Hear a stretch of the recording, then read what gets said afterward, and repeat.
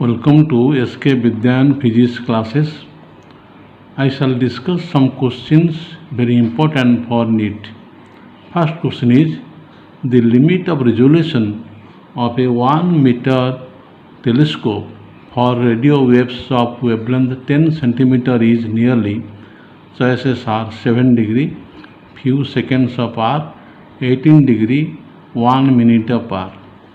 We know diffraction puts a limit to the resolution of any optical instrument, and the limit of resolution in terms of angle in radian is equal to 1.22 lambda by d. Now here wavelength is given 10 centimeter, diameter d is the diameter, it is given 1 meter. Substituting the values of wavelength and diameter, theta comes to 0.122 radian, and after conversion multiplying 180 by pi, it comes to 7 degree. Now second question, for most practical purposes we may take it that all bodies radiate heat in proportion to the fourth power of temperature T, where T is the absolute temperature. If a body coated black at 600 Kelvin surrounded by atmosphere at 300 Kelvin has a cooling rate R0, the same body at 900 Kelvin surrounded by the same atmosphere will have cooling rate closest to choices 16 R0 by 3, 81 R0 by 16, 16 R0 and 4 R0. Now the body simultaneously emits radiation and also receives radiation.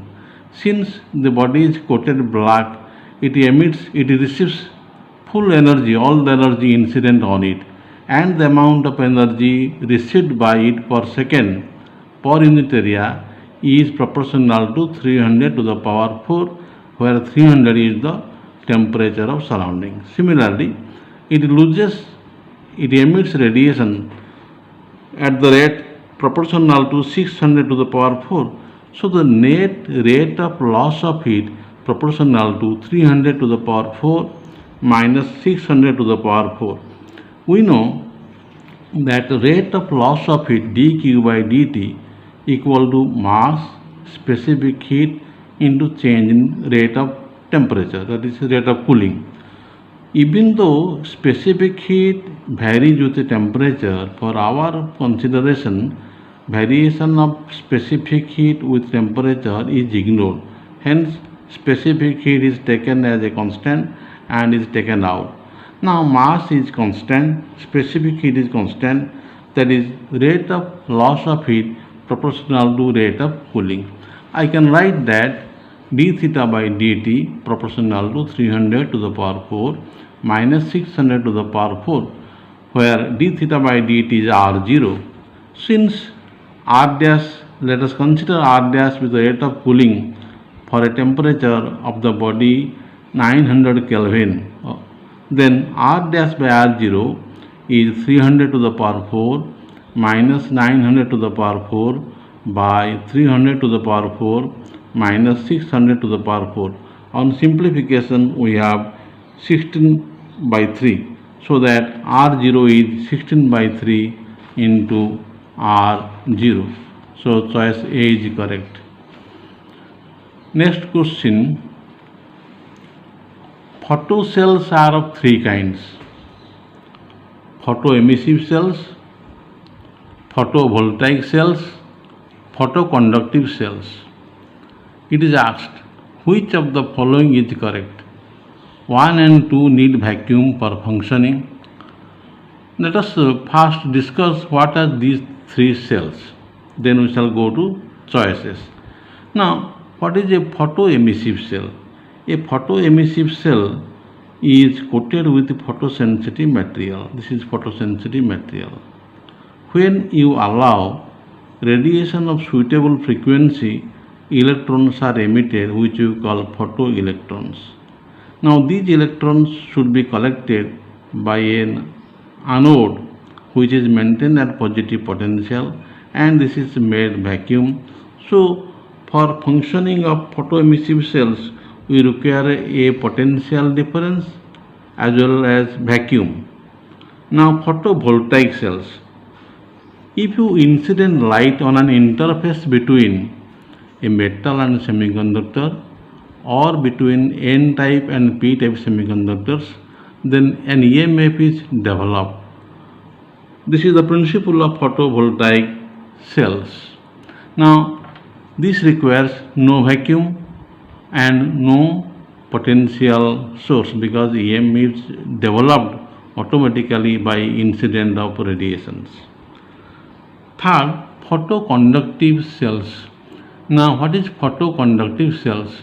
If you incident energy or radiation on photoconductive cells, the resistance changes. Example application is light dependent resistance, which is used to control the lighting system. Now, this requires a potential source or source of EMF for operation, and vacuum is not needed. So let us analyze the choices. Now it is asked which of the following is correct. The statements are choice A, 1 and 2 need vacuum for functioning. First, it is wrong because only photoemissive cells require vacuum, whereas photovoltaic cells does not require any vacuum. Second choice, 1 and 3. Second statement B, 1 and 3 need external voltage for working. 1 needs external voltage and 3 needs external voltage. So this is a correct answer, correct statement. C, only 1 and 3 are useful for light intensity measurement. We can measure intensity of light radiation by all of these 3 photocells. So this is wrong. Statement D, both 2 and 3 are used for solar cells. Photovoltaic cells can be used as solar cells, but photoconductive cells cannot be used as solar cells. So the correct answer is B, that is 1 and 3 need external voltage for working. Next question. Critical angle of light passing from glass to air is minimum for red color of light, green color of light, yellow color of light, violet color of light. We know if IC is the critical angle between the two surfaces, between the two medium, and mu is the refractive index, then refractive index according to Cauchy's formula is mu equal to A plus B by lambda square. A and B are constants, lambda is the wavelength. In visible spectrum, violet has minimum wavelength. Now if lambda is minimum, mu is maximum, that is glass has a maximum refractive index with respect to violet color of light. If mu is maximum, it implies the critical angle is minimum. So the correct choice is for violet, critical angle is minimum. Question number 5. The achromatic combination of two lenses in contact is a convex lens of focal length 60 cm. The dispersive powers of the material of two lenses are in the ratio 4:3. The focal lengths of the components we have to find out. Now, chromatic aberration can be eliminated for two lenses in contact by the condition that omega 1 by f1 plus omega 2 by f2. That is, if this condition is satisfied, then chromatic aberration is eliminated and we say this is an achromatic doublet. Omega 1, omega 2 are dispersive powers, it cannot be negative. So omega 1 by omega 2 is minus f1 by f2. Since omega 1 by omega 2 is positive, then the ratio of focal lengths, that is the combined lens system, that is individual lenses would have opposite signs. One may be concave, another may be convex. It is given f1 by f2 is 4 by 3 with a negative sign. Let us say f1 is minus 4x, f2 is plus 3x. Then substituting the value, that is the equivalent focal length of the combination is 1 by f1 plus 1 by f2 equal to 1 by f. If you substitute the values of f1, f2, then we get x equal to 5. That is 1 by 12, x equal to 1 by 60, x equal to 5, or f1 is minus 20 centimeter, f2 is 15 centimeter. That is the convex lens has focal length 15 centimeter and concave lens has focal length minus 20 centimeter. So the correct choice is A. Next question is, two metallic spheres of radii 1 centimeter and 2 centimeter are given charges 1 microcoulomb and 5 microcoulomb respectively. If they are connected by a conducting wire, the final charge on the smaller sphere is, choices are given. Now what is the principle? Here are two conducting spheres having some charges. Now if you connect a conducting wire, then there is because of the potential difference, charge flows from one sphere to another till they are at same potential. Now let at the equilibrium state, that is when the potentials are same, Q1 with the charge on the sphere of radius R1 and Q2 with the charge on the sphere of radius R2. And the potential in general for the conducting sphere is 1 by 4 pi epsilon 0 Q by R. Then the question is 1 by 4 pi epsilon 0 is common.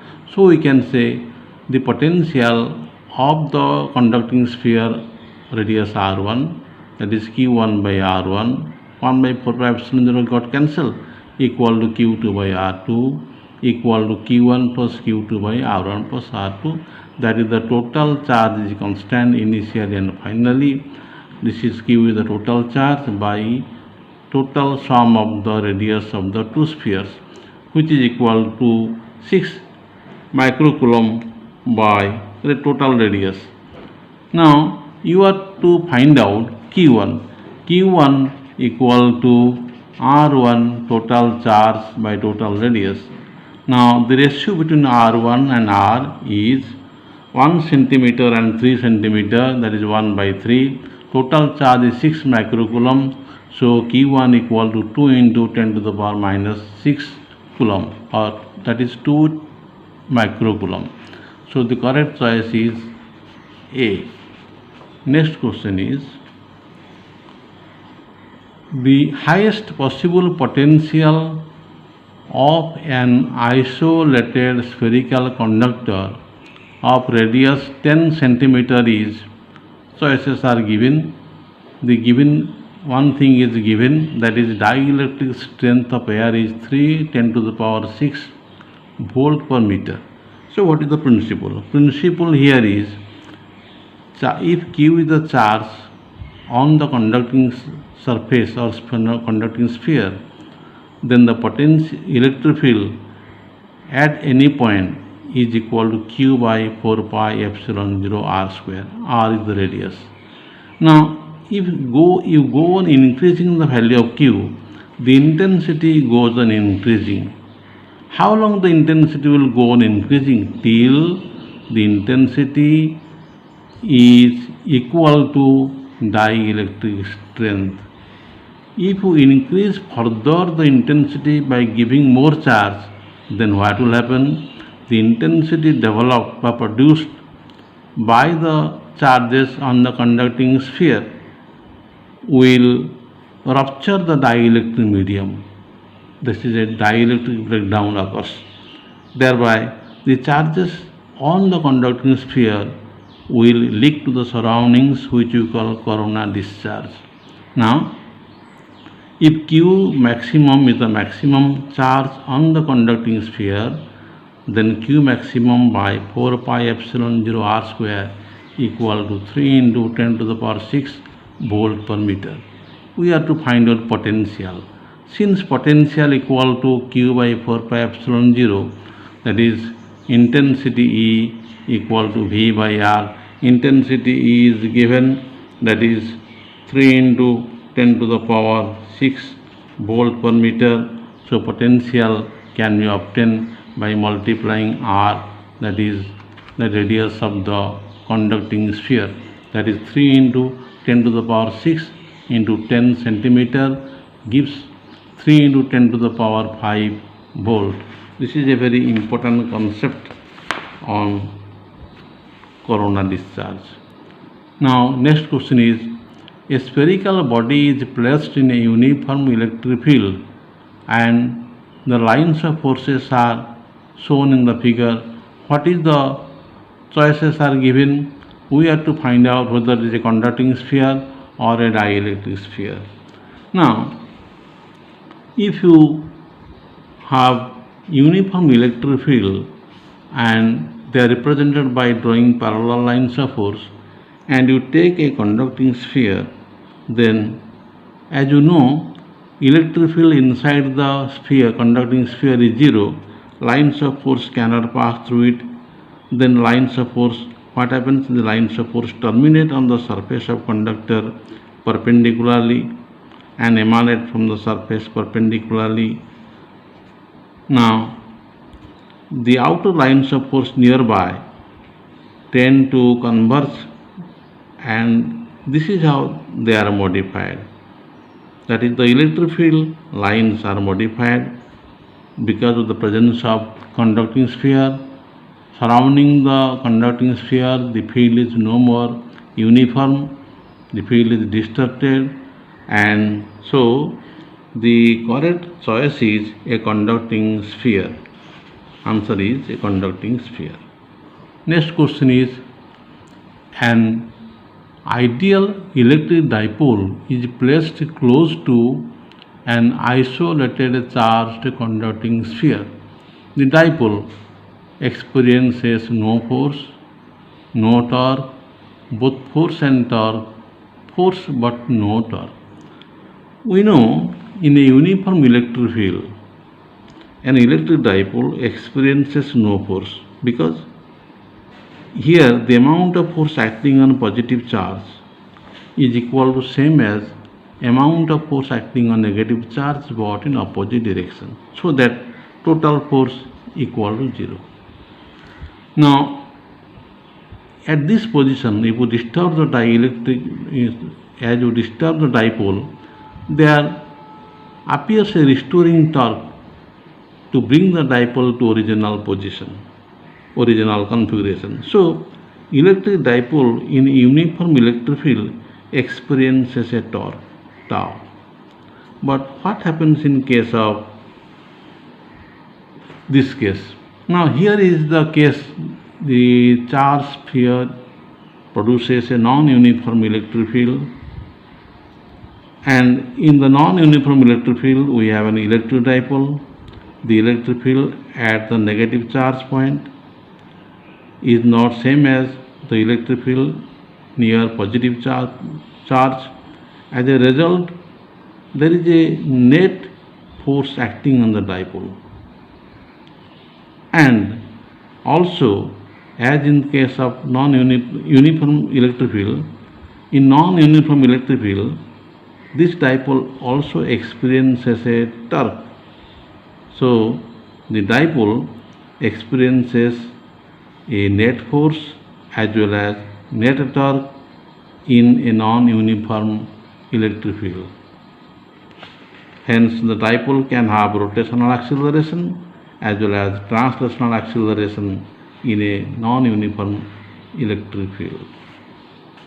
Next question is, a 10 microfarad capacitor is charged by a battery of EMF 100 volt. The energy drawn from the battery and the energy stored in the capacitor are respectively, choices are given. Let us see.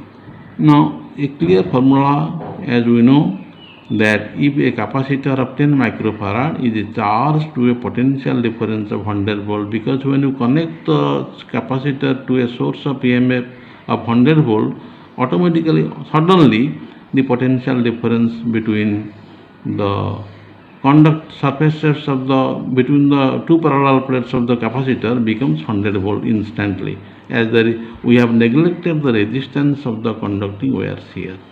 Now, the energy stored in the capacitor is half CV square.